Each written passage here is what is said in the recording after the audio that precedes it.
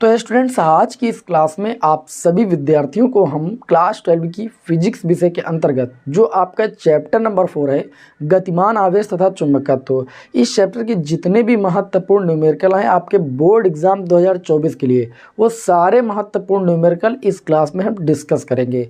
जैसा कि आप सभी को पता भी है कि इसके पहले के 3 चैप्टर की क्लासें मैं आपको प्रोवाइड कर चुका हूँ। मैंने प्लेलिस्ट भी बना दी है, अनसॉल्व पेपर के जो प्लेलिस्ट है वो भी बना दी गई है, और आगे की क्लासें आपको बहुत ही जल्द सारी आपको मिल जाएंगी सातों सेटों की।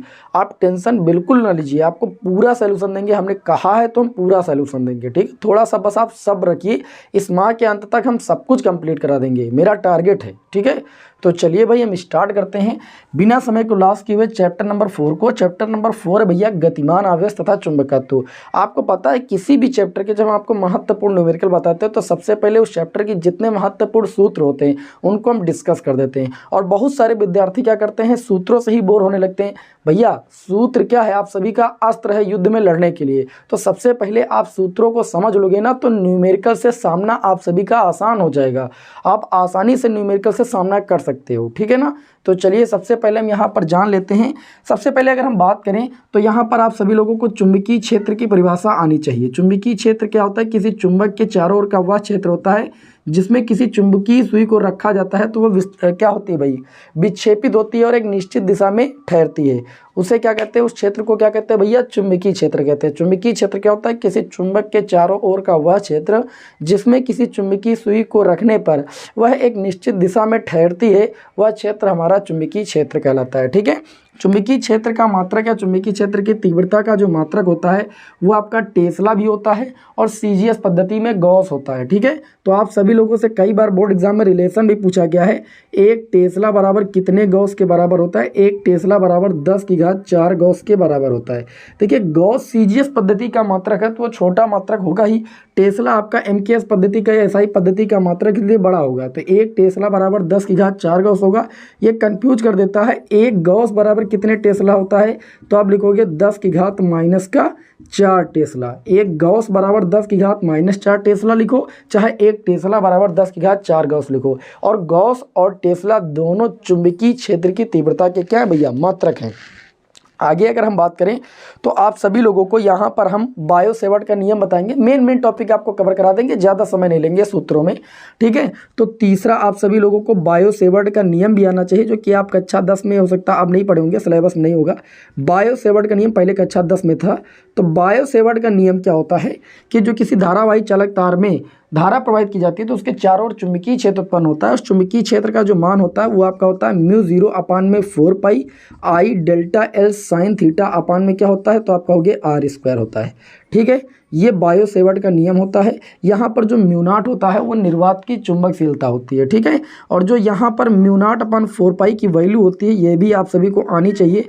μ0/4 पाई की वैल्यू क्या होती है 10⁻⁻⁷, ठीक है। मात्रक आप निकालोगे तब आएगा, निकालना न्यूटन प्रति एम्पियर स्क्वायर करके कुछ होता है, ठीक है। आप निकाल लीजिए ना, मात्रक निकालने में कोई दिक्कत नहीं है, ठीक है। आगे बात करें चौथे सूत्र की, तो चौथा सूत्र आपका हो जाएगा चुंबकशीलता तथा वैद्युतशीलता में संबंध, ठीक है। चुंबकशीलता को किससे लिखते हैं, निर्वात की चुंबकशीलता को μ0 से और वैद्युतशीलता को ε0 से लिखते हैं। इसमें संबंध कई बार जो है ये आपसे सिद्ध करने के लिए भी 2 नंबर में प्रीवियस ईयर पेपर में देखने को मिल जाएगा। आपको पता होना चाहिए कि μ0 और ε0 में संबंध क्या होता है। तो μ0 और ε0 में संबंध होता है μ0 इंटू में ε0 बराबर कितना होता है 1/c², ठीक है।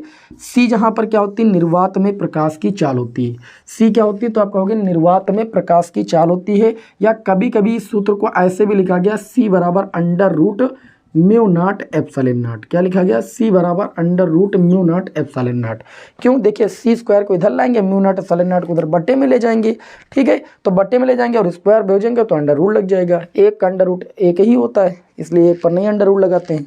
चलिए आगे बात करें। c क्या है, प्रकाश की चाल जिसका मान 3 × 10⁸ मीटर प्रति सेकंड होता है। ये पढ़ने के वक्त आप अपने अगर हाथ में रफ और पेन लेकर बैठेंगे तो ज़्यादा बेटर होगा, ज़्यादा से ज़्यादा जानकारियाँ आपको मिल जाएंगी इकट्ठी। आगे बात करें तो आप लोगों को सीधे व लंबे धारावाही चालक के कारण उत्पन्न चुंबकीय क्षेत्र लिख लीजिएगा। हम यहाँ हिंदी नहीं लिखेंगे, नहीं बहुत वक्त लग जाएगा भाई, ठीक है। सीधे व लंबे धारावाही चालक के कारण उत्पन्न जो चुंबकीय क्षेत्र आप लोगों ने निकाला है, बी बराबर क्या निकाला है, म्यू 0 I अपान में कितना आया था, 4 पाई आर या 4 पाई ए। ठीक, यहाँ 4 पाई आर लिख लीजिए क्योंकि आर के पदों में निकाला होगा, पढ़ा होगा। साइन φ1 परिमित लंबाई वाला जो आपने पढ़ा है वही सूत्र है, φ1 प्लस साइन क्या हो जाएगा, φ2। ठीक है, यहाँ पर ऐसे आपका धारावाही चालक तार था और यहाँ पर एक बिंदु P था, प्रेक्षण बिंदु लिया गया था और यहाँ से यहाँ तक की जो दूरी थी वो आपकी कितनी थी, ये शायद दूरी आपकी R थी। ठीक है, ये दूरी आपके, इसमें धारा कितनी प्रवाहित हो रही थी, I धारा प्रवाहित हो रही थी।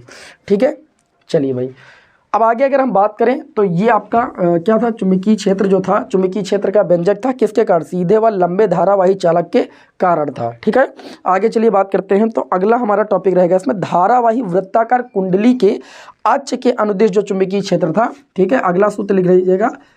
अगला सूत्र क्या है, धारावाही वृत्ताकार कुंडली के अक्ष के अनुदिश जो चुंबकीय क्षेत्र आपने निकाला था, बी बराबर आपने निकाला था म्यू 0 NI R² अपान में कितना था, 2 ब्रैकेट में R² प्लस x² की होल पावर कितना था, 3/2, यही तो था। लेकिन जब x का मान इसी सूत्र में बदल गया था, क्या बदल गया था, अगर किसी धारावाही वृत्ताकार के केंद्र पर बोला जाए, ठीक है, ये क्या था, अक्ष पर था। अगर केंद्र पर बात की जाएगी, केंद्र पर अगर बात की जाएगी तो जो केंद्र पर हो जाएगा x का मान वो क्या हो जाएगा, 0 हो जाएगा।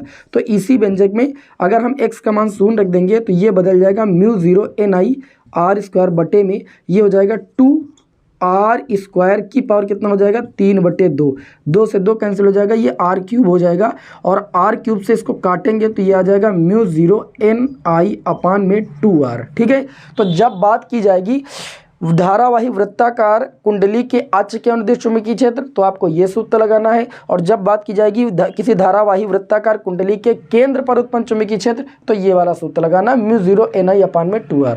याद रखोगे तो भैया बहुत ही बेटर रहेगा आपके लिए। एम्पियर का परपथी नियम तो आप लोगों ने पढ़ा होगा, इस चैप्टर का सबसे मेन जो 2 क्वेश्चन है डेरिवेशन तैयार कर लीजिएगा, भविष्यवाणी कर रहा हूँ।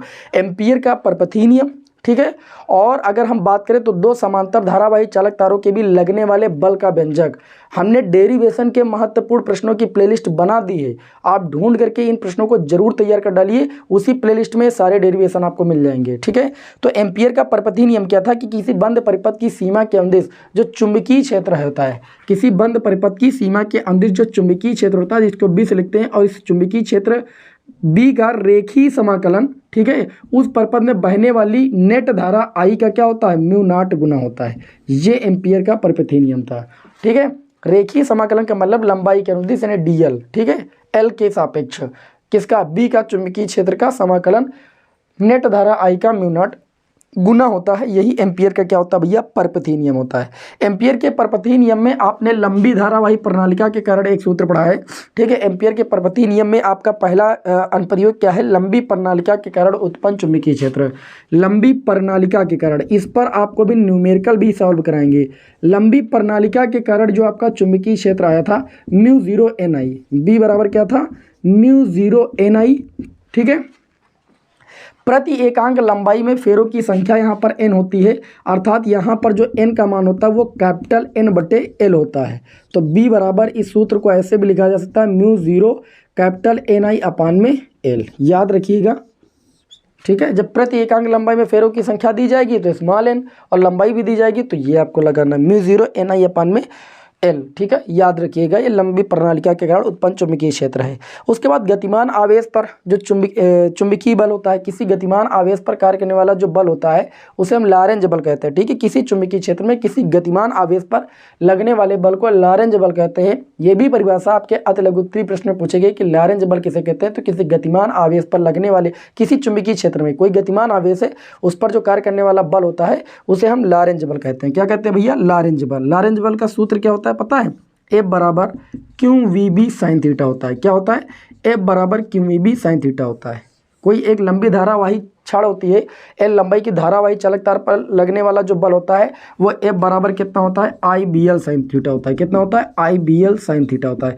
और किसी चुंबकीय क्षेत्र में गतिमान आवेश पर कार्य करने वाला जो बल होता है वो लॉरेंज बल कहलाता है। लॉरेंज बल F बराबर कितना होता है, QVB साइन थीटा होता है। और आप लोगों ने पढ़ा चुंबकीय क्षेत्र में कोई कण जब गति करता है, ठीक है, तो कण की गति में आप लोगों ने उसके जब वो लंबवत प्रवेश करता है तो वृत्ताकार मार्ग पर क्या करता है भाई, गति करता है, आप लोगों ने पढ़ा है। और जब कोई आवेशित कण किसी चुंबकीय क्षेत्र में लंबवत प्रवेश करेगा तो वृत्ताकार मार्ग पर गति करता है। इसका भी डेरिवेशन मैंने आपको कराया है और वहां पर आप लोगों ने वृत्ताकार पथ की त्रिज्या का व्यंजक निकाला है और मैंने कहा था इस पर जो है न्यूमेरिकल पूछा जाता है। ठीक है, ये सारे आप नोट कर लीजिएगा, एकदम मेन मैं आपको पढ़ा रहा हूँ। ये चैप्टर थोड़ा सा बड़ा है और सबसे मेन है, ये सारी चीज़ें आप अच्छे तरीके से तैयार कर डालिए। इस चैप्टर के डेरिवेशन मैंने सारे करा दिए, ठीक है, प्लेलिस्ट मैंने बना दी है। तो यहाँ पर वृत्ताकार पथ की जो त्रिज्या थी, जब कोई आवेशित कण किसी चुंबकीय क्षेत्र में लंबवत प्रवेश करता है तो वृत्ताकार मार्ग पर वो गति करने लगता है और वृत्ताकार मार्ग पर गति करने के दौरान जो उसकी वृत्ताकार पथ की त्रिज्या का सूत्र आता है वो mv/qb आता है, जहाँ m होता है उस आवेशित कण का द्रव्यमान, v होता है उसका वेग, q होता है उस पर आवेश का मान और b होता है चुंबकीय क्षेत्र। क्या याद रहेगा? और वृत्ताकार पथ पर गतिमान आवेशित कण का जो आवर्तकाल का व्यंजक होता है, आवर्तकाल व्यंजक जो होता है 2 पाई। आप सभी लोग देखिए आवर्तकाल का व्यंजक भी आप सभी लोग भूल जाते हो, तो याद रखिएगा 2 पाई m अपान में कितना होता है, क्यों भी होता है। ये आवर्तकाल का व्यंजक होता है। यहाँ पर चाल बराबर दूरी बटे समय का सूत्र लगता है, तो समय बराबर ये आता है 2 पाई m अपान में कितना आता है, क्यों भी। ठीक है, और आवृत्ति का निकालना है तो इसका उल्टा कर दीजिएगा बस। आवृत्ति आवर्तकाल के क्या होती है, व्युत्क्रमानुपाती होती है। अच्छा, उसके बाद अगर हम बात करें तो यहाँ पर देखिए, ये तो मैंने बता ही कि दिया F/IBL। ये क्या है, किसी धारावाही चालक पर जो चुंबकीय बल कार्य करता है, कोई धारावाही चालक है उस पर कार्य करने वाला जो चुंबकीय बल होता है, अगर धारावाही L लंबाई का है तो F/IBL क्या होता है, साइन थीटा। ठीक है, अब अगला लास्ट इस चैप्टर का आपका जो सूत्र होता है, दो समांतर धारावाही चालक तारों के बीच लगने वाले बल का व्यंजक मैंने कहा, और इसकी सहायता से 1 एम्पियर की परिभाषा भी पूछी जाती है। डेरिवेशन मैंने अच्छे तरीके से कराया है, प्लेलिस्ट ओपन कर लीजिए, आपको मैंने लिंक दे दिया है कमेंट बॉक्स में भी, ठीक है, और लाइव वाले कमेंट में भी दे दिया है, आप देख सकते हैं, उस पर क्लिक कीजिए, सारे डेरिवेशन आपको मिल जाएंगे। ठीक है, तो यहाँ पर क्या होता है, F/L, F/L बराबर सूत्र आता है आपका, ये आता तो 10⁻⁷ 2I1I2 अपान में कितना हो जाएगा भैया, यहाँ पर R, जहाँ R क्या होती है, दोनों समांतर धारावाही चालक तारों के बीच की दूरी होती है। ठीक है, 10⁻⁷ डायरेक्ट मैंने लिख दिया, आता तो μ0/2 पाई है। ठीक है, 2 से मल्टीप्लाई कर देते हैं, आता ये है, पूरा लिख दें तो आता ये है μ0 अपान में कितना भैया, 2 पाई। ठीक है, 2 पाई आता है, जब 2 से मल्टीप्लाई नीचे करेंगे, 2 से मल्टीप्लाई ऊपर करेंगे तो ये बन जाता है F/L बराबर μ0 अपान में 2 2 जा 4 पाई, और ऊपर हो जाता है 2I1I2, जहाँ I1 जो है पहले तार में प्रवाहित धारा होती है, I2 जो होती है वो दूसरे तार में प्रवाहित धारा होती है, और बटे में R। अब μ0/4 पाई का मान अभी मैंने बायो सेवर्ट के नियम में ही आपको बताया, कितना होता है 10⁻⁷। तो ये सूत्र बन जाता है 10⁻⁷ 2I1I2 बटे में R। अगर आप इतना याद रखो तो ज़्यादा बेटर है, क्योंकि न्यूमेरिकल में यही आपको करना रहेगा, आखिरी में मान तो रखना ही रहेगा। तो दो समांतर धारावाही चालक तारों के बीच लगने वाला बल का जो व्यंजक है वो आप सभी को आना चाहिए, और उसकी सहायता से डेरिवेशन कर ही लेना, और इसकी सहायता से जो है 1 एम्पियर की परिभाषा निकालना भी आप सभी को आना चाहिए। चलिए इसी क्रम में अभी देखिए, ये चैप्टर गतिमान आवेश के मैंने कुछ बताए हैं, लेकिन गतिमान आवेश इसमें एक चैप्टर और भी तो शामिल है।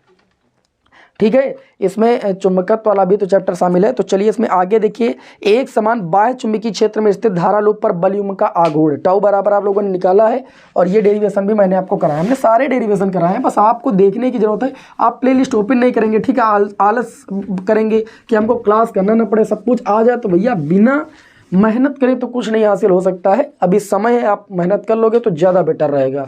ठीक है, अगला देखिए, सूत्र मैं इसीलिए लिखे दे रहा हूँ कि ज़्यादा समय ना लगे, कम समय में सारे पहले सूत्र हम डिस्कस कर दें, तब न्यूमेरिकल ज़्यादा आसान हो जाते हैं। तो एक समान बाह्य चुंबकीय क्षेत्र में स्थित जो धारा लूप पर बल युग्म का आघूर्ण होता है, जिसको टाउ से व्यक्त करते हैं, टाउ बराबर होता है NIAB, क्या होता है भैया, साइन थीटा, ये पूरा सूत्र होता है। यहाँ पर जो NIA होता है इसको चुंबकीय द्विध्रुव आघूर्ण कहते हैं, जैसे आपने वैद्युत द्विध्रुव आघूर्ण पढ़ा था, इसी सूत्र में अगर हम बात करें तो जो M होता है, M की वैल्यू होती है NIA, जहाँ N होता है फेरो की संख्या। ठीक है, जब फेरो की संख्या कुछ भी ना होता तो M बराबर I × A होता है, और इस M को क्या कहते हैं, चुंबकीय द्विध्रुव आघूर्ण। क्या कहते हैं, चुंबकीय द्विध्रुव आघूर्ण। द्विध्रुव आघूर्ण अक्षीय और निरक्षीय स्थिति में इसके कारण जो चुंबकीय क्षेत्र की तीव्रता होती है भी वो भी बताएंगे आपको हम। ठीक है, बताइए इतनी बात समझ में आई कि नहीं, ये इतना आपको आना ही चाहिए। टाउ बराबर NIAB साइन थीटा होता है। अगर थीटा 90 डिग्री होगा तो टाउ बराबर कितना हो जाएगा, NIAB हो जाएगा। और m बराबर क्या होता है, चुंबकीय द्विध्रुव आघूर्ण बराबर होता है NIA होता है। अच्छा आगे बात करें तो इस चैप्टर की सबसे महत्वपूर्ण टॉपिक एक और है, धारामापी का अमीटर में और धारामापी का वोल्ट मीटर में रूपांतरण। ठीक है, हमने आपको अच्छे तरीके से बताया धारामापी का अमीटर में रूपांतरण और धारामापी का वोल्ट मीटर में रूपांतरण। धारामापी का अमीटर तथा वोल्ट मीटर में रूपांतरण, वोल्ट मीटर में रूपांतरण।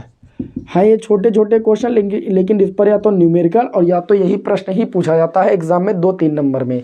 ठीक है, तो धारामापी का अमीटर में रूपांतरण करने के लिए क्या करते हैं हम, जो हमारा क्या कहते हैं गैल्वेनोमीटर होता है उसके हम समांतर क्रम में जब निम्न प्रतिरोध का शंट लगाते हैं, निम्न प्रतिरोध का कोई एक तार होता है जिसे शंट कहते हैं, वो लगाते हैं तो जो हमारा धारामापी होता है वो अमीटर में बदल जाता है। ठीक है, लेकिन हाँ और जो हम शंट लगाते हैं उस शंट का मान क्या होता है वो भी यहाँ पर वो सूत्र ही तो आपको आना चाहिए, वही तो सबसे मेन है। शंट का सूत्र क्या होता है, शंट का सूत्र होता है S बराबर, लिख लीजिए सभी लोग, S बराबर IG बटे में I माइनस IG।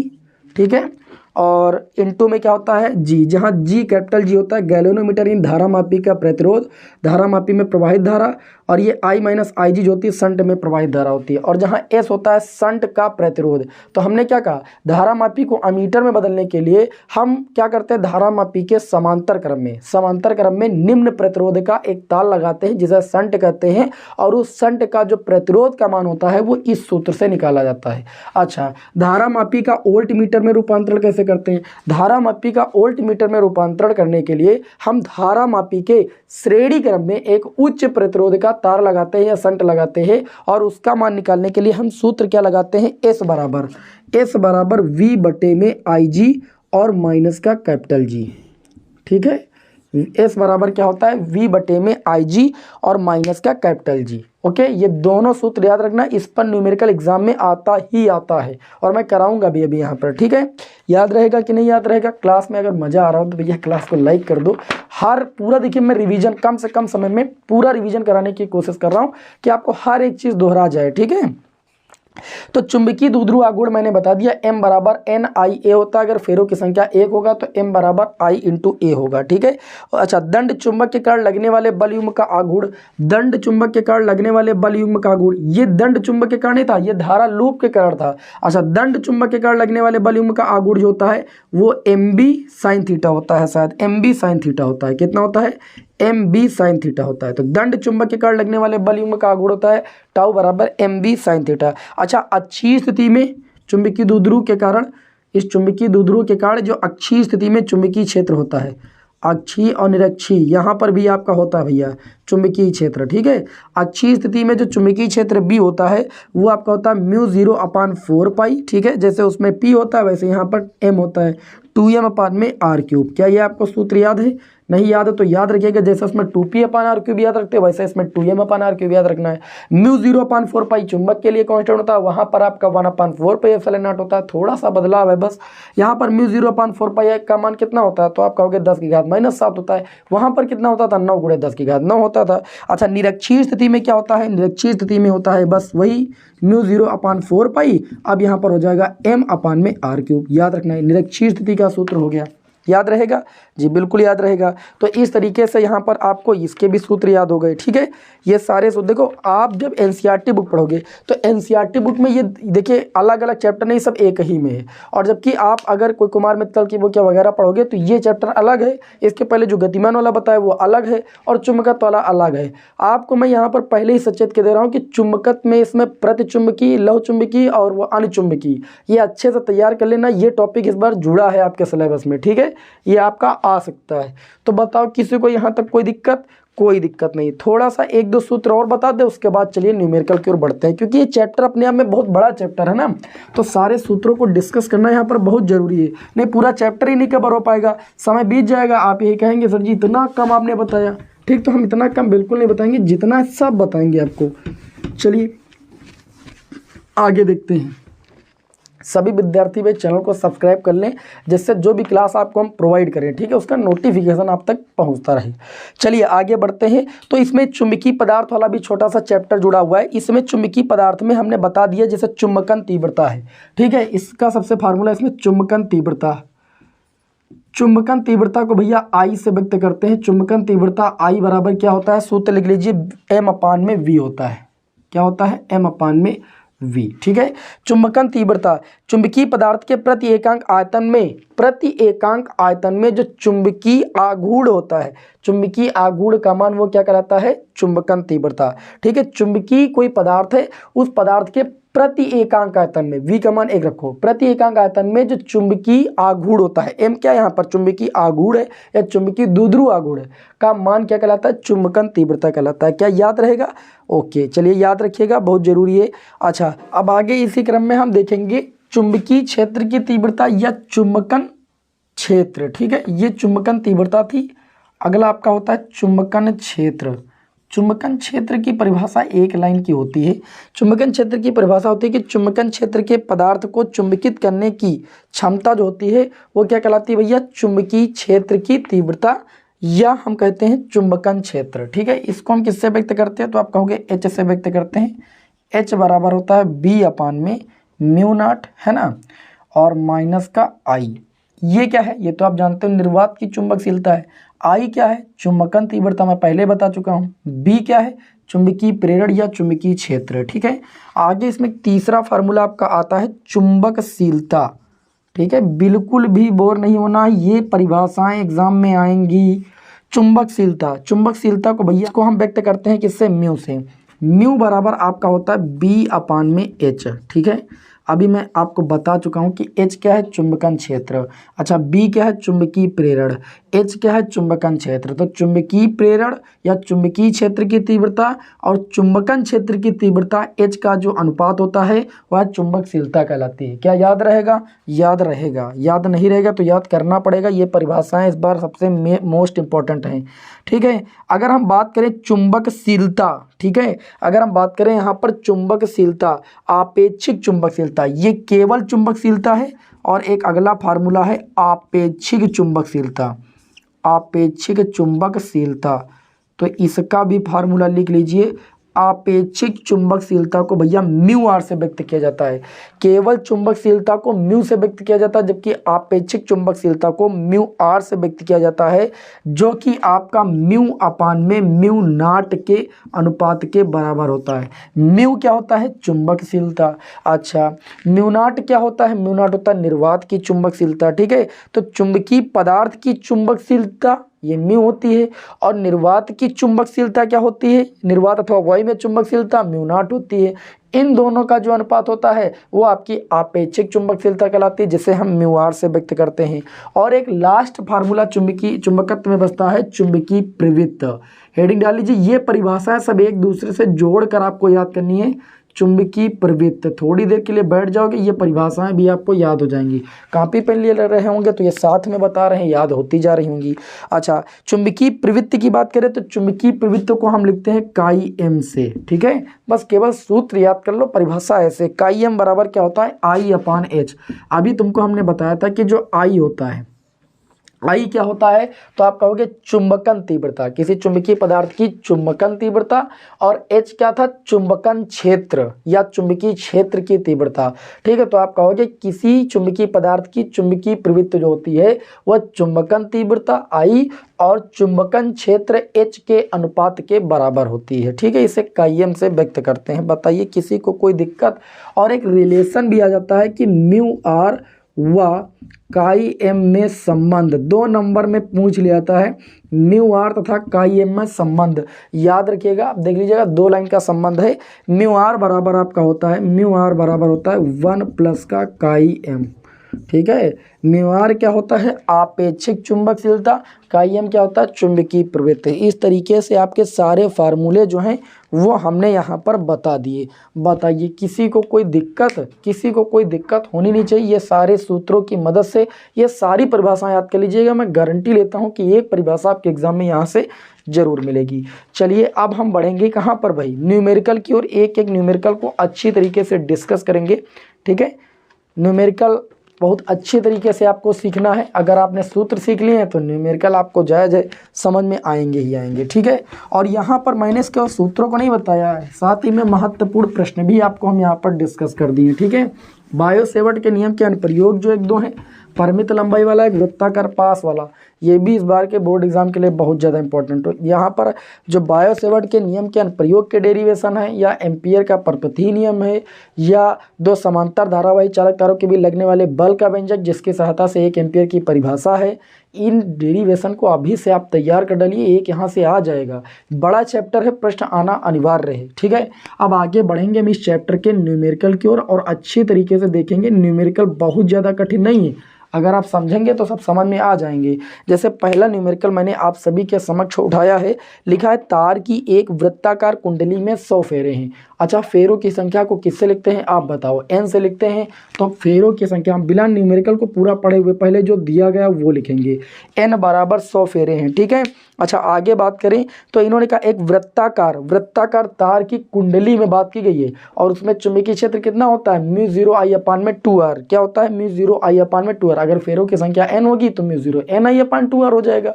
याद रखना, एक वृत्ताकार कुंडली में 100 फेरे हैं, प्रत्येक की त्रिज्या 8 सेंटीमीटर है, ठीक है। प्रत्येक फेरे की जो त्रिज्या है जिसको हम 8 से लिखते हैं वो 8 सेंटीमीटर, इसको लिख देंगे 8 × 10⁻⁻2 मीटर। अच्छा, आगे बात करें तो इन्होंने कहा और इनमें 0.40 एम्पियर की धारा प्रवाहित होती है। I बराबर कितना? 0.40 एम्पियर की धारा प्रवाहित होती है, ठीक। आगे प्रश्न में दिया गया है कि कुंडली के केंद्र पर उत्पन्न चुंबकीय क्षेत्र का परिमाण। तो हमने आपको बताया कि कुंडली के केंद्र पर, सारा खेल सूत्र का है, कुंडली के केंद्र पर उत्पन्न चुंबकीय क्षेत्र, क्या भाई? उत्पन्न चुंबकीय क्षेत्र। तो अभी मैंने आपको बताया कि कुंडली के केंद्र पर उत्पन्न चुंबकीय क्षेत्र B बराबर μ0। अगर फेरों की संख्या n है तो NI और बट्टे में क्या होगा? 2r, ठीक है। बस यही तो फर्क है, तार होगा तो 2πr बट्टे में होगा, कुंडली अगर होगी वृत्ताकार तो बट्टे में 2r होगा, ठीक है। चलिए यहाँ पर देखते हैं।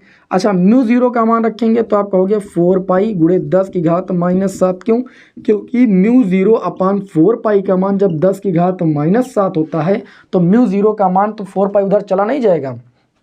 अब देखिए B बराबर कितना हो जाएगा, ठीक है। और बटे में गुणे में कितना? n का मान कितना? तो आप कहोगे तार में 100 फेरे हैं, r का मान कितना है? 8 × 10⁻⁻2।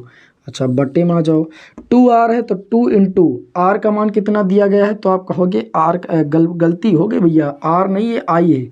I का मान कितना है? 0.40। r का मान कितना दिया गया है? 8 × 10⁻⁻2। बहुत सावधानी के साथ वैल्यू रखिए और हल कर डालिए, ठीक है। तो ये हो जाएगा 2 से काटेंगे, 2 दूनी 4। अच्छा, और कटेगा ये पॉइंट, अच्छा हटा ले, इसके वजह से बाद दशमलव के बाद 0 का कोई मतलब नहीं, पॉइंट हटाएंगे केवल 4 रहेगा तो एक 0 आपका बढ़ जाएगा, 0 बढ़ने का मतलब 10 हो जाएगा, ठीक है। 4 × 1 = 4, 4 दूनी 8। अब अच्छा, और कुछ कटेगा? नहीं कटेगा, 2 से ये 2 कैंसिल हो जाएगा। पाई का मान रख दो 3.14 और गुणे में 10⁻⁻7 और गुणे में 100 है तो 100 लिख दो। अच्छा, बटे में आ जाओ, बटे में आपका 10⁻⁻2 है और कितना है आपका? तो आप कहोगे 10 है, 10 से 100 को काटोगे 10 हो जाएगा। B बराबर आपका आ जाएगा 3.14 गुणे 10⁻⁻2 से -7 काटोगे -5 हो जाएगा और गुणे 10 की घात कितना? 1। इसे हल करोगे तो 3.14 गुणे में 10 की घात, -5 से 1 जाएगा तो कितना बचेगा? -4। चुंबकीय क्षेत्र है, चुंबकीय क्षेत्र का मात्रक टेस्ला होता है। मात्रक तो बहुत सारे आप निकाल सकते हो, बराबर IVL से भी निकाल सकते हो, तो न्यूटन प्रति एम्पियर मीटर आ जाएगा चुंबकीय क्षेत्र का मात्रक, ठीक है। फाई बराबर BA यानी चुंबकीय फ्लक्स वाले सूत्र से निकालोगे तो वेबर प्रति मीटर स्क्वायर भी आ जाएगा। तो चुंबकीय क्षेत्र के बहुत सारे मात्रक हैं, आप कोई भी आप लिख सकते हो, कोई दिक्कत वाली बात नहीं है। नेक्स्ट क्वेश्चन देखिए भैया, बताइए आप ही लोग बताइए, देखें कि ना देखें? तो आप कहोगे जी। बढ़ते हैं नेक्स्ट क्वेश्चन की ओर। अगला क्वेश्चन दिया है कि एक लंबे सीधे तार, अब बात यहाँ पर की गई एक लंबे सीधे तार की, ठीक है। तो लंबे सीधे तार के कारण जो चुंबकीय क्षेत्र होता है, मैं तुमको ट्रिक बता रहा हूँ, B बराबर μ0NI/2r। अगर सीधा लंबा तार होगा तो बटे में 2πr होगा, यानी भाग जो होगा μ0NI का वो 2πr से होगा। अगर कुंडली होगी तो μ0NI का भाग होगा 2r से, ये याद रखिएगा। तो इन्होंने कहा कि एक लंबे सीधे तार में 35 एम्पियर की धारा प्रवाहित हो रही है, मतलब आई का मान जो है वो 35 एम्पियर की धारा प्रवाहित हो रही है। आगे कहा जा रहा है कि तार से 20 सेंटीमीटर की दूरी पर स्थित, तार से 20 सेंटी, आर बराबर दिया गया 20 सेंटीमीटर, इसको ले सकते हैं 20 गुणे, अगर देखें तो 1 सेंटीमीटर बराबर होता है 1/100 मीटर, इसको हल करेंगे तो 20 पंचे 100, आर बराबर 1/5 मीटर भी लिखा जा सकता है। अच्छा, आगे की अगर बात करें तो 20 सेंटीमीटर की दूरी पर स्थित किसी बिंदु पर चुंबकीय क्षेत्र बी का परिमाण क्या होगा, यानी बी का। तो मैंने कहा एक सीधे धारावाही चालक तार के कारण जो उत्पन्न चुंबकीय क्षेत्र होता है वो बी बराबर μ0। अच्छा, एन की बात हुई नहीं तो आई और बट्टे में भाग किससे हो जाएगा, 2πr से। ये ट्रिक है, याद रखिएगा, बोर्ड एग्जाम में बहुत काम आने वाली है। अच्छा, तो b बराबर कितना हो जाएगा, μ0 का मान हो जाएगा 4π गुणे में 10 की घात -7। आई की बात करें तो 35 एम्पियर और बटे में 2 इंटू में पाई और गुणे में आर का मान कितना है 1/5। तो पाई से पाई कैंसिल, 2 से 4 को काटेंगे 2 आ जाएगा, ठीक है। b बराबर 5 ऊपर वाला ऊपर, नीचे वाला ऊपर आ जाएगा, 5 दूनी 10 गुणे में 10 की घात -7 और गुणे में 35। इसको लिखा जा सकता है 350 गुणे 10 की घात -7, क्योंकि 35 का गुणा 10 से होगा 350। दशमलव को 2 अंक आगे बढ़ाएंगे तो ये हो जाएगा 3.5 गुणे में 10 की घात। अच्छा, 2 अंक आगे बढ़ाएं तो +2 घात में हो जाएगा, -7 + 2 कितना हो जाएगा, -5। और चुंबकीय क्षेत्र का मात्रक क्या होता है, तो आप कहोगे टेस्ला होता है। बताइए, कोई दिक्कत? कोई दिक्कत नहीं। नेक्स्ट क्वेश्चन की ओर हम बढ़े भैया, आप लोगों का जो विचार हो वही करें, ठीक है। ये बताइए, बढ़े आगे? हाँ जी, बिल्कुल बढ़ते हैं और अगले क्वेश्चन को देखते हैं भैया, ठीक है। इसको रब करते हैं। अगला जो क्वेश्चन होगा आज की क्लास का हमारा होगा क्वेश्चन नंबर 3, ठीक है। जो भी 12-15 न्यूमेरिकल आपको बताए जाते हैं वो चैप्टर के सबसे मेन न्यूमेरिकल होते हैं, ठीक है। तो इनको आप बहुत ही गंभीरता से समझिएगा। अगला न्यूमेरिकल नंबर 3 आज की क्लास का, इसमें ये बताया जा रहा है कि क्षैतिज तल में, क्षैतिज का मतलब नीचे धरातल पर है ना, क्षैतिज तल में रखे एक लंबे सीधे तार में 50 एम्पियर की धारा प्रवाहित। मान लो क्षैतिज तल है, इस पर एक सीधा तार है, इसमें 50 एम्पियर की जो धारा है वो प्रवाहित हो रही है, मतलब जो आई का मान है वो 50 एम्पियर है। अब किस दिशा में धारा प्रवाहित हो रही है ये भी तो प्रश्न में पढ़ेंगे। तो 50 एम्पियर की धारा उत्तर से दक्षिण की ओर प्रवाहित हो रही है, तो उत्तर से दक्षिण में, नॉर्थ से साउथ, ये नॉर्थ पॉइंट होगा, ये साउथ होगा। ऊपर से नीचे की ओर आई बराबर 50 एम्पियर की धारा प्रवाहित हो रही।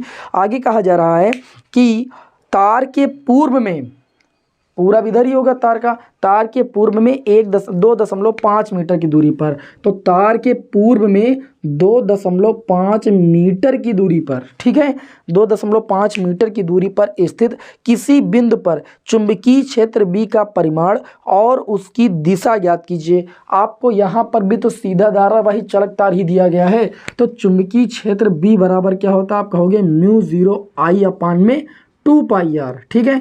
तो b बराबर, पहले परिमाण का मतलब मान निकालो, फिर चुंबकीय क्षेत्र होती सदिश राशि, तो उसकी दिशा ज्ञात करना है। तो चुंबकीय क्षेत्र की दिशा ज्ञात करने के बहुत सारे नियम हैं। मैक्सवेल का दक्षिणावर्ती पेंच का नियम, दाएं हाथ की हथेली का नियम नंबर 1, ठीक है। तो चलिए यहाँ पर बताते हैं, पहले परिमाण निकालेंगे। μ0 का मान कितना हो जाएगा, 4π गुणे 10 की घात -7। अच्छा, आई का मान कितना है, 50 एम्पियर, बटे में 2π हो जाएगा और गुणे में आर का मान कितना है, 2.5 मीटर में ही दिया गया है, हमको बदलने की भी जरूरत नहीं।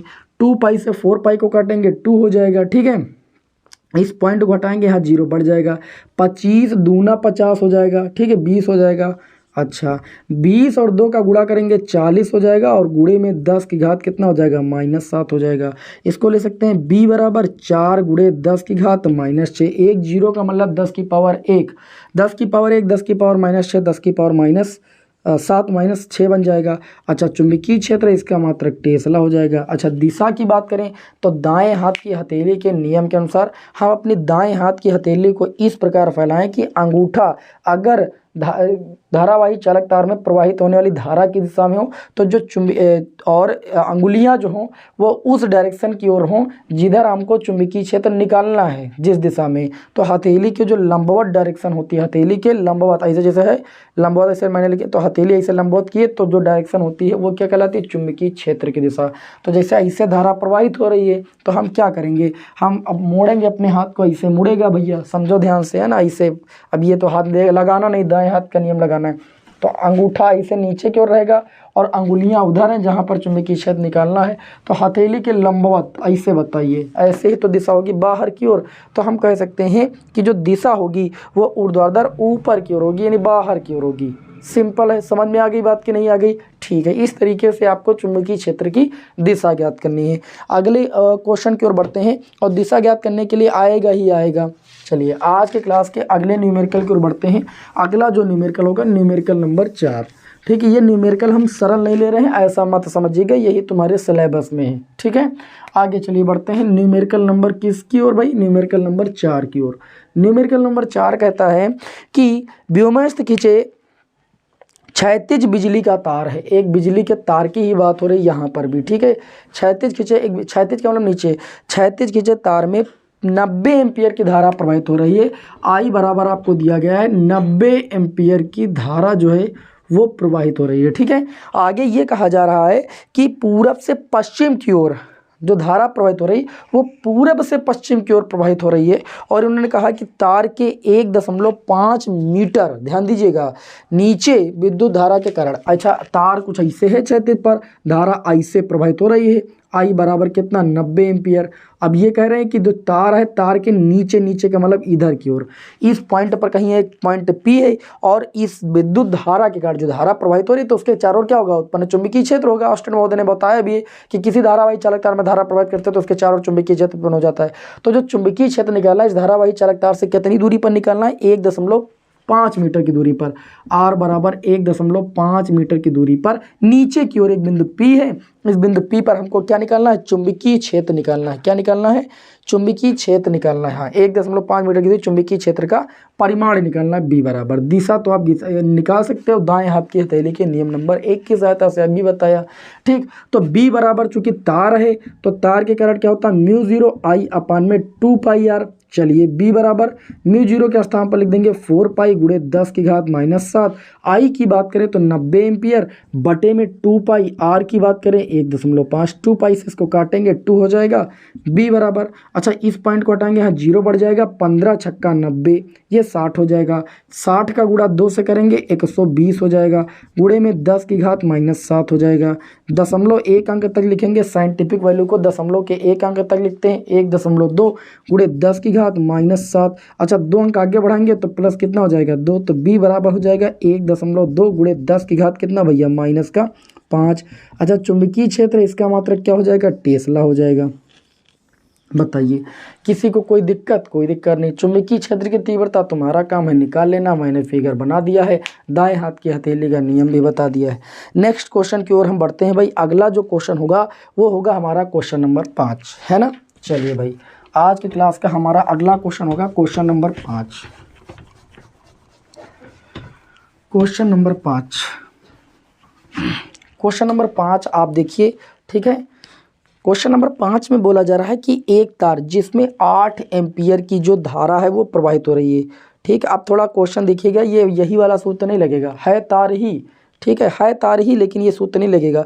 एक तार जिसमें 8 एम्पियर की धारा प्रवाहित हो रही, भाई 8 एम्पियर की धारा प्रवाहित हो रही 1.15 टेस्ला के एक समान चुंबकीय क्षेत्र में। न्यूमेरिकल नंबर 5 जो धारा प्रवाहित हो रही है वो कितनी प्रवाहित हो रही? 8 एम्पियर की धारा प्रवाहित हो रही है। ठीक है, 8 एम्पियर की धारा प्रवाहित हो रही है और 0.15 टेस्ला मतलब B बराबर 0.15 टेस्ला का चुंबकीय क्षेत्र है। ठीक है, एक समान चुंबकीय क्षेत्र में क्षेत्र से 30 डिग्री का कोण बनाते हुए, अच्छा कोण कितना बना रहे हैं? 30 डिग्री बना रहे हैं। तो थीटा बराबर 30 डिग्री का कोण बनाते हुए रखा गया है। क्या रखा गया हुआ है? एक तार रखा गया हुआ है, जो कि चुंबकीय क्षेत्र अगर ऐसे है तो ऐसे तार रखा गया, जैसे ये चुंबकीय क्षेत्र है ऐसे, ये लाइनें चुंबकीय क्षेत्र को व्यक्त कर रही हैं, है ना, ये चुंबकीय क्षेत्र है। तो तार ऐसे रखा गया जो कि इस चुंबकीय क्षेत्र से थीटा डिग्री का कोण बना रहा है, मतलब थीटा के स्थान पर कितना? 30 डिग्री का कोण बना रहा है। बताइए बात समझ में आ गई कि नहीं आ गई? अच्छा आगे बात की ये जा रही है कि इसकी एकांक लंबाई पर लगने वाले बल का परिमाण ज्ञात कीजिए। अच्छा एकांक लंबाई पर लगने वाला, बात तो समझिएगा। एकांक लंबाई देखो, ए बराबर हमने पढ़ा है IBL साइन थीटा। एकांक लंबाई का मतलब एल का मान 1 रखो या प्रति एकांक यानी F/L लिख दो, बात एक ही है, समझ गए। ये हो जाएगा IB साइन थीटा। अब हमको एफ बटे एल का मान निकालना है, ठीक है। एफ बटे एल बराबर आई का मान कितना है 8, बी का मान 0.15 और बात करें थीटा साइन 30 डिग्री। कक्षा 10 में तो पढ़े ही होंगे बायो वाले, गृह विज्ञान तो लिए नहीं रहे होंगे। 15 आठी कितना होता है भैया बताइए, 15 आठी कितना होता है, हम भी भूल गए, 120 है ना। अब आगे बात करें 0.2 अंक आगे लगा देंगे और साइन 30 का मान 1/2 रख देंगे। ये हो जाएगा 1.2 गुणे में बटे 1/2। दशमलव बाद जीरो का वैसे भी कोई महत्व तो नहीं रहता है, 2 से इसको काटेंगे, ये कितना आ जाएगा एफ बटे एल बराबर 0.6। अच्छा, प्रति एकांक लंबाई पर है तो मात्रक आ जाएगा न्यूटन प्रति, लंबाई का मात्रक मीटर, तो क्या आ जाएगा 0.6 न्यूटन प्रति मीटर। बताइए किसी को कोई दिक्कत? कोई दिक्कत नहीं है ना। आगे बढ़ते हैं अगले न्यूमेरिकल की ओर। आज की क्लास का अगला न्यूमेरिकल होगा न्यूमेरिकल नंबर 6। कितना आहिस्ता आहिस्ता आज आपको न्यूमेरिकल हम बता रहे हैं कि ये चैप्टर आपको आसान लगे भाई। आगे बढ़ते हैं, अगला न्यूमेरिकल होगा आज की क्लास का न्यूमेरिकल नंबर भैया 6। न्यूमेरिकल नंबर 6 क्या कहता है? न्यूमेरिकल नंबर 6 कहता है कि एक 3 सेंटीमीटर लंबा तार है। एक लंबा जो तार है वो 3 सेंटीमीटर लंबा तार है, मतलब एल बराबर आपको दिया गया है 3 सेंटीमीटर अर्थात 3 गुणे 10⁻⁻2 मीटर। आगे प्रश्न में ये कहा जा रहा है कि जिसमें 10 एम्पियर की विद्युत धारा प्रवाहित हो रही है, तो जो दिया जाए उसे पहले लिखेंगे 10 एम्पियर की विद्युत धारा प्रवाहित हो रही। आगे प्रश्न में ये कहा जा रहा है कि एक प्रणालिका के भीतर, बात आ गई इस प्रणालिका की, आ रही बात समझ में, एक प्रणालिका के भीतर उसके अक्ष के लंबवत रखा है, प्रणालिका के भीतर जो चुंबकीय क्षेत्र का मान है बी बराबर, प्रणालिका के भीतर जो चुंबकीय क्षेत्र है उसका मान कितना है 0.2527 टेस्ला दिया गया है। मात्रक से भी पता लगा लिया करो क्या दिया गया है।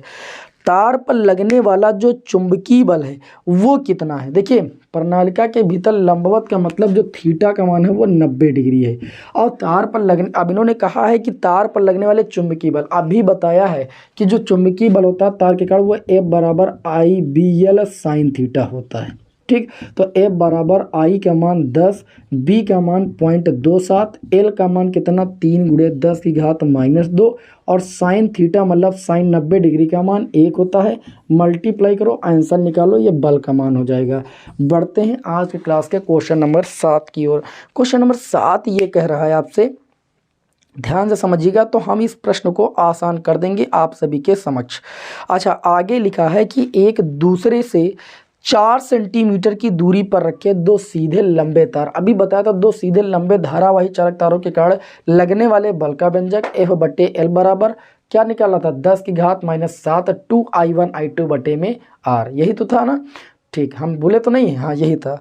अच्छा, आगे बात करेंगे तो आगे क्या हो जाएगा, इन्होंने कहा है कि एक दूसरे से 4 सेंटीमीटर की दूरी पर रखें, तो 2 समांतर धारावाही चालक तार के बीच की दूरी को R से लिखते हैं जो कि 4 सेंटीमीटर है, अर्थात 4 गुणे 10⁻⁻2 मीटर। आगे अच्छा बात करें तो इन्होंने कहा कि रखे 2 लंबे सीधे समांतर तारों में एक तार A है और एक B है। A तार में जो धारा प्रवाहित हो रही 8 एम्पियर, अर्थात हम कह सकते हैं I1 का मान कितना है 8 एम्पियर, और जो दूसरा तार है उसमें धारा I2 प्रवाहित हो रही है उसका मान कितना है 5 एम्पियर। क्लियर? अच्छा, आगे अगर हम बात करें तो विद्युत धाराएं एक ही दिशा में प्रवाहित हो रही हैं। तार A के 10 सेंटीमीटर खंड पर जो बल का 10 सेंटीमीटर खंड पर, मतलब जो लंबाई की तार की बात कर रहे हैं वो L बराबर 10 सेंटीमीटर खंड की बात कर रहे हैं, 1 सेंटीमीटर बराबर 1/100 मीटर, ठीक। इसको काटेंगे तो कितना आ जाएगा 1/10 मीटर आ जाएगा। अच्छा, आगे अगर हम बात करें तो इन्होंने क्या कहा है 10 सेंटीमीटर खंड पर, ये तो बोला है ना 10 सेंटीमीटर के खंड पर, ठीक, ओके कोई दिक्कत नहीं है।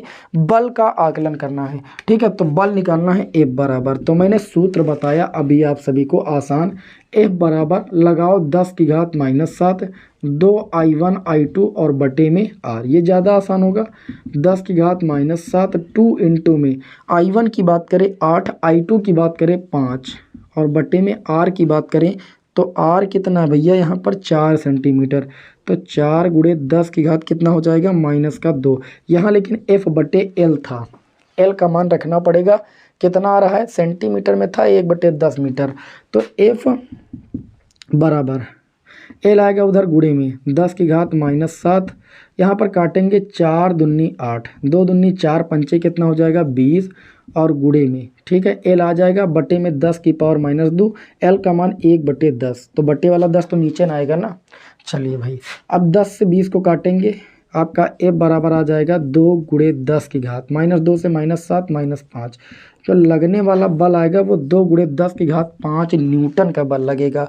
कितना लगेगा? 2 गुणे 10 की घात -5 न्यूटन का बल। बताइए, समझ में आ रही है ना बात? आगे बढ़ते हैं, ठीक है। बल कैसा होगा? अच्छा, कोई बता सकता है? आकर्षण बल लगेगा कि प्रतिकर्षण बल लगेगा? ठीक है, तो इन्होंने कहा था, देखिए, दो लंबे सीधे धारावाही चालक तालों में ए और बी में 8 एम्पियर और 5 एम्पियर की विद्युत धाराएं एक ही दिशा में प्रवाहित हो रही। तो जब दो समांतर धारावाही चालक तार, डेरिवेशन आप पढ़ोगे, ठीक है, तो दो समांतर धारावाही चालक तार हैं और अगर धाराएं एक ही दिशा में प्रवाहित हों, अर्थात इसमें भी धारा ऐसे और इसमें भी धारा ऐसे, तो इनके बीच जो बल लगेगा वो आकर्षण। अगर धाराएं विपरीत होंगी तो इनके बीच जो बल कार्य करेगा वो प्रतिकर्षण कार्य करेगा। वहां पर आपको डेरिवेशन में मैंने बताया है, भली बात समझ लीजिए, ठीक है, लापरवाही ना कीजिए। आगे बढ़ते हैं अगले न्यूमेरिकल नंबर 8 की ओर। आज की क्लास का अगला न्यूमेरिकल होगा न्यूमेरिकल नंबर 8। हमें उम्मीद है कि आप सभी विद्यार्थियों को क्लास पसंद आ रही होगी। भैया क्लास को लाइक जरूर कर दें, है ना। आप सभी लोगों के लिए इतनी ज़्यादा डेली 1-2 घंटे हम आपको क्लास दे रहे हैं, बिल्कुल फ्री ऑफ कास्ट। आपका लाइक करने में, सब्सक्राइब करने में कुछ नहीं जाता है, तो आप लाइक सब्सक्राइब जरूर करते रहें, जिससे हमारा मनोबल बढ़ता रहे। आज की क्लास का जो अगला क्वेश्चन है इसे हम देखेंगे। इसमें कह रहा है कि पास पास फेरों वाली एक प्रणालिका है। प्रणालिका पर फेरे तो होते हैं, तो पास पास फेरों वाली एक प्रणालिका है 80 सेंटीमीटर लंबी। जो प्रणालिका की लंबाई है वो कितनी है? 80 सेंटीमीटर लंबी है। अच्छा, आगे कहा जा रहा है कि इसमें 5 परतें हैं। अगर 80 सेंटीमीटर लंबी हो, 5 परतें हैं और प्रत्येक में 400 फेरे हैं, तो आप बताओ 5 परतों में कितने फेरे होंगे? 400 गुणे 5, 4 पंचे 20, मतलब आप कह सकते हो कि 2000 नहीं 20,000, ठीक है। हाँ, 4 पंचे 20, 400 फेरे हैं ना, तो 4 पंचे 20, 2000 फेरे हो जाएंगे भाई। ओके, प्रणालिका का व्यास 1.8 सेंटीमीटर है। अगर प्रणालिका का व्यास दिया है 1.8 सेंटीमीटर और इसमें 8 एम्पियर की विद्युत धारा प्रवाहित हो रही है। Okay, clear. अब प्रणालिका के भीतर केंद्र के पास चुंबकीय क्षेत्र का परिमाण निकालना। तो प्रणालिका के कारण पहले मैंने चुंबकीय क्षेत्र आप सभी को बता रखा है, B बराबर होता है μ0 Ni। मैंने कहा था प्रति एकांक लंबाई पर अगर फेरों की संख्या दी जाए तो स्मॉल n नहीं रखना है। यह इसी सूत्र को बताया था। B बराबर आपका हो जाएगा μ0 कैपिटल Ni बटे में क्या हो जाएगा? L, ठीक है। तो B बराबर, अगर हम बात करें लंबाई, तो μ0 का मान होता है 4 पाई गुणे 10 की घात -7। अगर हम फेरों की संख्या की बात करें तो यहाँ पर फेरे कितने थे भैया? 2000 हमने लिखा नहीं है। 5 परतें हैं, 400 फेरे एक परत में, तो 5 परतों में 2000 फेरे होंगे, 4 पंचे 20। अच्छा, आगे अगर यहाँ पर बात करें तो इन्होंने धारा कितनी प्रवाहित की है? 8 एम्पियर की धारा प्रवाहित की, लिख दिया भैया।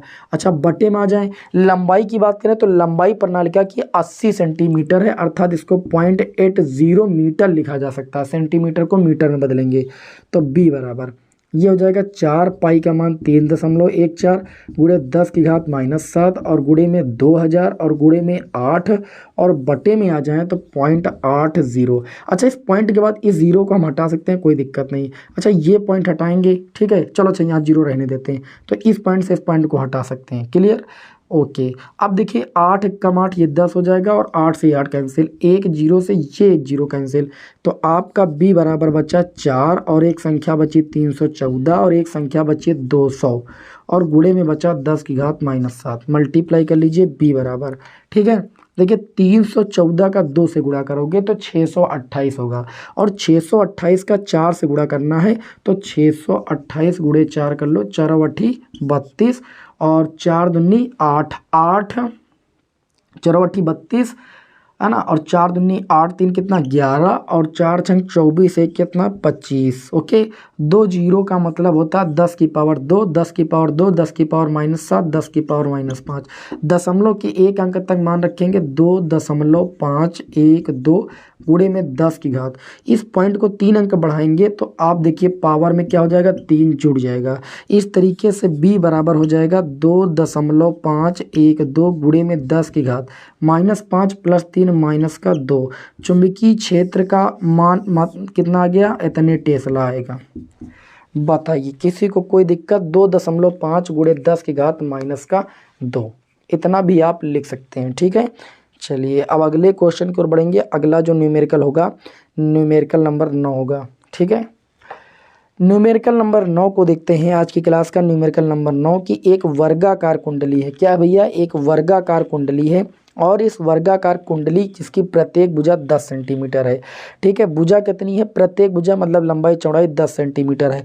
अच्छा, आगे अगर बात करें तो इन्होंने कहा है कि 20 फेरे हैं, तो चलो सब लिख लेते हैं तो ज़्यादा अच्छा रहेगा। सवाल आज के क्लास का 9 नंबर।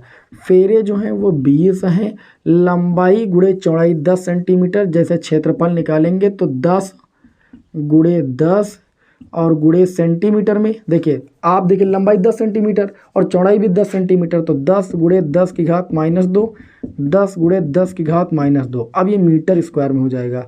ठीक है, तो ये हो जाएगा कितना, ये आपका 10 की घात -2 ही आएगा हल करने पर। क्यों, क्योंकि 10 10 का गुणा 100, 100 का मतलब 10 की घात 2, 10 की घात 2, 10 की घात -2, 10 की घात 0, 10 की घात 0 का मान 1, बचेगा केवल 10 की घात -2। अच्छा, आगे बात करें तो इन्होंने क्या कहा है कि 12 एम्पियर की विद्युत धारा प्रवाहित करने पर, I बराबर 12 एम्पियर की विद्युत धारा प्रवाहित करने पर, आगे कहा जा रहा है प्रवाहित हो रही है।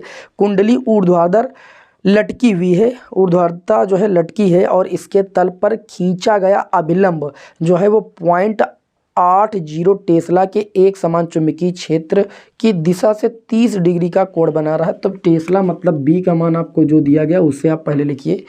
कितना दिया गया भैया, स्याही ज़्यादा हो गई क्या, दिया गया है कितना दिया गया, पॉइंट भूल गए, 0.80 टेस्ला के एक समान चुंबकीय क्षेत्र में थीटा बराबर कितना दिया गया, तो आप कहोगे 30 डिग्री। कितना दिया गया भैया, 30 डिग्री का कोण दिया गया।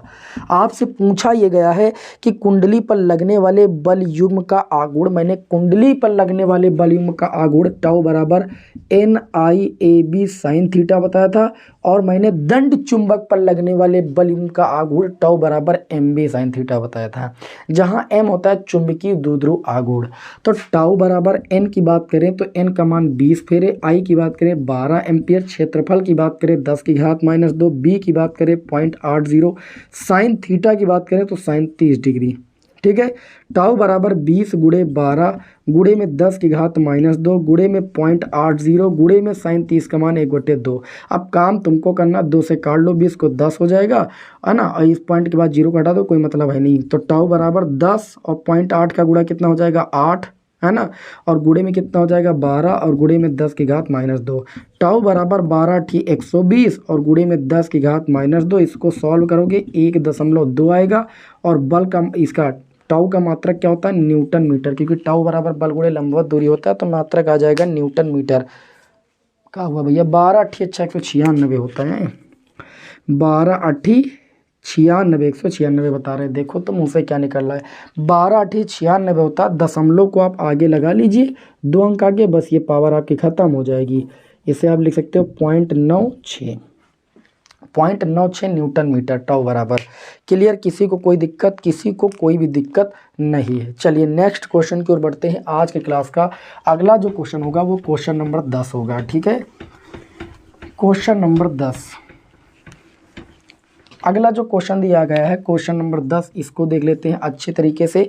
तो क्वेश्चन नंबर 10 में दिया गया कि एक प्रकोष्ठ में 6.5 जी, जहां एक जी बराबर, जी का मतलब गॉस, एक गॉस बराबर 10 की घात -4 टेस्ला। सबसे पहले ही रिलेशन आपको बताया है। इन्होंने कहा एक समान चुंबकीय क्षेत्र बनाए रखा गया है।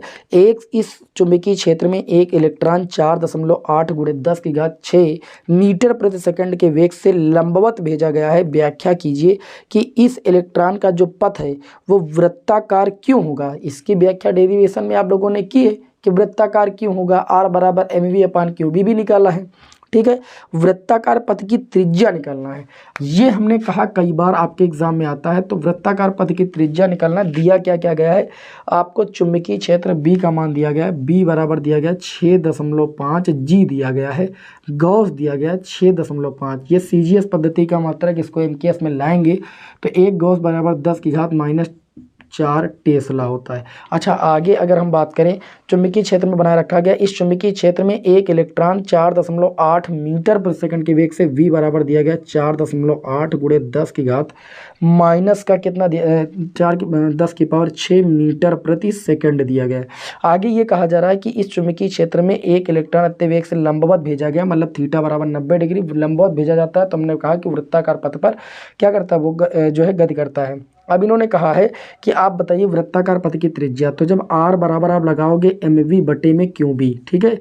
तो देखिए इलेक्ट्रॉन है, इलेक्ट्रॉन का द्रव्यमान होता है 9.1 × 10⁻31 kg। आवश्यकता अनुसार इसे आप 9.0 गुणे 10⁻31 kg भी लिख सकते हो। वेग का मान कितना है 4.8 गुणे 10⁻6। और अगर आवेश की बात करें तो इलेक्ट्रॉन का आवेश होता है 1.6 गुणे 10⁻19 कूलम। चुंबकीय क्षेत्र की बात करें तो 6.5 गुणे 10⁻4 दिया गया है। ये प्रश्न मैं केवल आपको होमवर्क के लिए दे रहा हूँ, आप इसका आंसर बताइए। सब कुछ मैंने कर दिया, केवल कैलकुलेशन आपको करना है, ठीक है।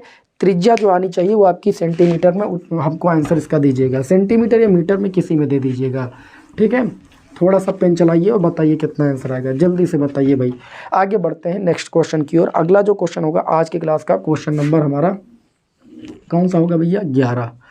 क्वेश्चन नंबर जो 11 है उसमें देखिए क्या बोला जा रहा है कि, अच्छा इसके पहले जो प्रश्न है उसमें कहा वृत्ताकार कक्षा में इलेक्ट्रॉन की परिक्रमण आवृत्ति प्राप्त कीजिए। अच्छा, परिक्रमण अगर आवृत्ति हमको भैया प्राप्त करना तो आवर्तकाल 2πm/QB बताया था अभी मैंने, और आवृत्ति जो होती है उसी का उल्टा होती है, ठीक है। तो इन्होंने कहा है कि आप ये बताइए कि आवृत्ति और इलेक्ट्रॉन के वेग पर, अब देखिए इन्होंने कहा है, ध्यान से समझिए, अगर हम आवर्तकाल की बात करें तो सूत्र बताया था 2πm और बटे में QB, ठीक है। तो आवृत्ति बराबर यानी फ्रीक्वेंसी बराबर होता है 1/आवर्तकाल। तो 1/आवर्तकाल का सूत्र 2πm बटे में QB।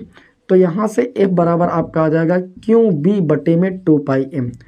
अच्छा, इन्होंने प्रश्न में एक बात और आपसे पूछी, चलो सब बातें तो ठीक, हमको B का मान इसमें पता ही था, ये देखो B का मान वही रखना है, मतलब यहीं से वैल्यू रखना है, सूत्र ऐसा बोला गया। तो क्यों आवेश का मान 1.6 गुणे 10⁻⁻19। अच्छा, B की बात करें तो 6.5 गुणे 10⁻⁻4। अच्छा, 2 और पाई का मान 3.14। और गणे M का बात करें तो इलेक्ट्रॉन का द्रव्यमान 9.1 गुणे 10⁻31 kg। आवृत्ति तो आ गई, आवृत्ति का मात्रक क्या होता है, हर्ट्ज होता है। अच्छा, अगर 10⁶ हर्ट्ज आ रहा है तो मेगा हर्ट्ज भी लिख सकते हैं, ठीक है।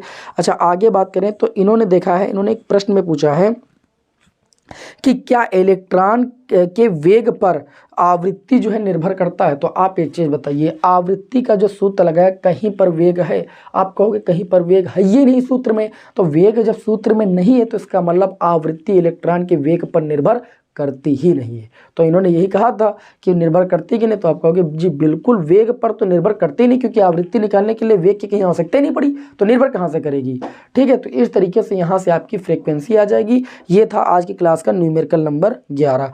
अब बढ़ते हैं आज के क्लास के न्यूमेरिकल नंबर 12 की ओर, ठीक है। न्यूमेरिकल नंबर 12 की ओर, ये NCERT बुक का लास्ट प्रश्न होगा, न्यूमेरिकल नंबर 12। इसमें ये बताया जा रहा है कि 30 फेरों वाली ये NCERT का लास्ट होगा, लेकिन अभी और मैंने प्रश्न उठाए हैं, ठीक है। आप लोगों ने कहा ज़्यादा से ज़्यादा प्रश्न लीजिए तो हम सारे प्रश्न बताएंगे। अगला, 30 फेरों वाली वृत्ताकार कुंडली जिसकी त्रिज्या 8 सेंटीमीटर है। अच्छा, 30 फेरों वाली कुंडली यानी N बराबर कितने हैं, 30 फेरे, ठीक है। 30 फेरों वाली एक कुंडली है और जिसकी त्रिज्या 8 सेंटीमीटर है, यानी R बराबर 8 सेंटीमीटर का मतलब 10⁻² मीटर। अच्छा, आगे बात करें तो इन्होंने कहा कि जिसमें 6 एम्पियर की धारा प्रवाहित हो रही, I बराबर 6 एम्पियर की जो धारा है ये प्रवाहित हो रही। आगे अगर प्रश्न में बात करें तो इन्होंने कहा कि एक टेस्ला की एक समान क्षैतिज चुंबकीय क्षेत्र में ऊर्ध्वाधरता लटकी है, क्षेत्र रेखाएं कुंडली के अभिलंबवत से 60 डिग्री का जो कोण है बनाती हैं, ठीक है। अगर हम बात करें तो यहाँ पर 60 डिग्री का कोण बनाती हैं। थीटा बराबर कितना दिया गया है, 60 डिग्री दिया गया है। अच्छा, आगे अगर हम बात करें, लिख दिया गया 6 एम्पियर की धारा, 1 टेस्ला मतलब B का मान भी दिया गया है 1 टेस्ला। अच्छा, आगे अगर हम बात करें तो इन्होंने क्या कहा है, इन्होंने कहा है कि कुंडली को घूमने के लिए प्रति आघूर्ण लगाया जाना चाहिए, उसके परिमाण का मान ज्ञात कीजिए। प्रति आघूर्ण का मतलब बल आघूर्ण टाउ निकालना है। तो आपने लूप के कारण निकाला था, लूप को ही तो कुंडली कहते हैं। टाउ बराबर क्या निकाला था, अन आई ए बी साइन थीटा। बस अब इतना याद रखिएगा कि कुंडली है यहाँ पर वृत्ताकार, और वृत्ताकार भाग का क्षेत्रफल क्या होता है, तो आप कहोगे पाई आर स्क्वायर। क्या होता है, पाई आर। एन का मान कितना 30, आई का मान कितना है 6, ए का मान रख देना पाई आर स्क्वायर, और बी का मान 1, और साइन थीटा का मान 60 डिग्री। इतना समझना है आपको। पाई का मान कितना हो जाएगा, थोड़ा सा दिखाई कम पड़ रहा है तो हम आपको दिखाते हैं। दिखाई पड़ा। अब देखिए टाउ बराबर 30 गुणे 6, पाई का मान कितना 22/7, तुम्हारी इच्छा हो रख लो, नहीं 3.14। आर का मान 8 गुणे 10 की घात -2, मतलब 8 सेंटीमीटर था। 8 गुणे 10 की घात -2 गुणे 1, और साइन 60 डिग्री की वैल्यू √3/2।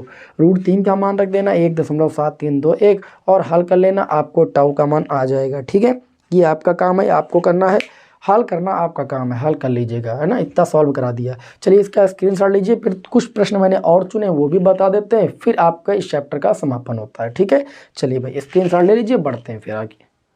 तो चलिए अब हम आगे आप लोगों को धारामापी का अमीटर और धारामापी का वोल्ट मीटर में जो रूपांतरण वाले न्यूमेरिकल है, मैंने कहा एग्जाम में आते हैं, इनको थोड़ा सा डिस्कस कर देते हैं ना, और जो आपके लिए जो महत्वपूर्ण प्रश्न है जो अभी तक नहीं कराए वो भी करा देते हैं। ठीक है, चलिए भाई आगे बढ़ते हैं। तो प्रश्न हमारा अगला कहता है कि 99 ओम प्रतिरोध के चल कुंडली धारामापी। ठीक है, 99 ओम प्रतिरोध के चल कुंडली धारामापी, मतलब धारामापी का जो प्रतिरोध है उसको कैपिटल जी से लिखते हैं। ठीक है, न्यूमेरिकल नंबर 13 होगा, और वो आपको दिया गया 99 ओम। आगे ये कहा जा रहा है चल कुंडली धारामापी में मुख्य धारा का, मुख्य धारा को आई से लिखा जाता है। मुख्य धारा आई का 10%, 10% का मतलब होता है 10/100। ठीक है, तो जो मतलब गैलोनोमीटर में धारा जा रही जिसको IG से लिखते हैं, वो मुख्य धारा का कितना है 10%, मतलब मुख्य धारा I गुणे 10%। तो IG बराबर हो जाएगा I, और 10% का मतलब बटे में 100। 10 से 100 को काटेंगे 10 हो जाएगा, तो IG बराबर हो जाएगा 1/10। अब ये कह रहे हैं कि ये बताइए 10% भेजने के लिए आवश्यक शंट के प्रतिरोध का मान। ठीक है, धारामापी को जब अमीटर में बदलते हैं तो जो शंट लगाते हैं उसका प्रतिरोध का सूत्र अभी बताया मैंने। S बराबर क्या होता है I बटे में I माइनस IG, और गुणे में कितना होता है कैपिटल G। ना समझ में आवे तो आप क्या करोगे, देखिए I कैपिटल G गुणे I बराबर I माइनस IG। ये धारा जाती है किसमें, शंट में। देखिए क्या होता है, यहाँ पर गैलोनोमीटर लगा होता है। ठीक है, और इसके समांतर क्रम में हम प्रतिरोध लगाते हैं, शंट लगाते हैं। तो ये धारा यहाँ से ऐसे आती है, ऐसे ऐसे मुख्य धारा आई। ठीक है, ये इसमें गई, और देखो इसमें अगर आपकी IG गई तो इसमें जो बचेगी वो I माइनस IG तो बचेगी। तो इसका जो विभवांतर होगा, इसका जो विभवांतर होगा बराबर होगा कि नहीं होगा, विभवांतर बराबर धारा गुणे प्रतिरोध। तो I गुणे IG, ठीक, और बटे में क्या हो जाएगा, इसका गुणे इसका प्रतिरोध। कुछ बात समझ में आ रही कि नहीं समझ में आ रही। ठीक, ओ सॉरी यहाँ पर गलती हुई, IG होगा, IG बटे में I माइनस IG, यही तो होता है। चलिए भाई अब यहाँ पर हम करेंगे क्या, समांतर क्रम में विभवांतर समान होता है, विभवांतर समान दिखाएंगे तो इसका मान यही आएगा। ठीक है, इतना छोटा एक तो डेरिवेशन है ये। S बराबर IG का मान कितना है, तो आप कहोगे IG का जो मान है वो मुख्य धारा का 10%, मतलब 1/10 है। ठीक, और बटे में I माइनस IG, I का मान I है माइनस IG का मान I बटे कितना है 10 है, I बटे 10 है, मुख्य धारा का 10% है। ठीक है, I बटे 10 है, I बटे 10, और गुणे में कैपिटल G का मान कितना है, तो 99 ओम है। चलिए इसे सॉल्व करते हैं। तो S बराबर आपका आ जाएगा, कितना आ जाएगा I बटे में 10, और नीचे सॉल्व करेंगे 10I से 1 आई जाएगा 9/10, और गुणे में कितना हो जाएगा 99। 10 से 10 कैंसिल, यहाँ 9I होगा, I से I कैंसिल। तो S बराबर ऊपर बचा 1, नीचे बचा 9, और गुणे में 99। इसको काटेंगे तो 11 9 99, तो जो शंट का प्रतिरोध आ जाएगा S का मान वो 11 ओम आ जाएगा। कितना आ जाएगा, तो आप कहोगे 11 ओम। जो आवश्यक शंट लगेगा धारामापी को अमीटर में बदलने के लिए वो 11 ओम आ जाएगा। आगे बात करेंगे, अगला प्रश्न मैंने आप सभी के समक्ष उठाया क्वेश्चन नंबर 14। इसमें कहा जा रहा है कि एक 20 ओम प्रतिरोध वाला धारा मापी है। 20 ओम प्रतिरोध वाला धारा मापी मतलब जी बराबर आपको दिया गया 20 ओम। आगे अगर हम बात करें तो 20 ओम प्रतिरोध वाला धारा मापी 0.005 एम्पियर धारा को पूरे पैमाने पर विक्षेप देता है। मतलब धारा मापी में जो विक्षेप हो रहा है वो 0.005 एम्पियर पर विक्षेप हो रहा है। ठीक है, धारा मापी में धारा है मतलब आई जी का मान दिया है।